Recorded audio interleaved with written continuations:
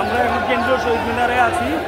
শিক্ষকরা লং মার্চের জন্য প্রস্তুতি নিচ্ছে। আপনাদেরকে যদি দেখায় তবে সবাই কেন্দ্রীয় শহীদ মিনারের দিকে বঙ্গবলের মতো ছুটে আসছে।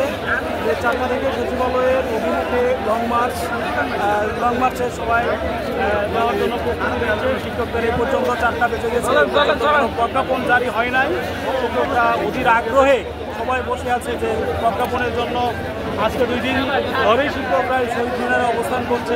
আপনারা জানেন শিক্ষকদের উপর পুলিশ হামলা করেছিল তার প্রতিবাদে এবং শিক্ষকদের দাবি দেওয়ার প্রতিবাদে এই কর্মসূচি চলছে।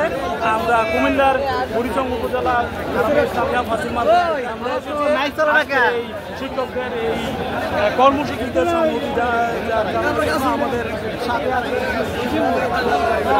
শিক্ষক বৃন্দ রয়েছেন, মৌলানা মিজানুর রহমান, আমাদের মাহমুদুল হাসান, আমাদের জনি সহ আমরা খালেদা মাদ্রাসা থেকে টিম চলে এসেছে।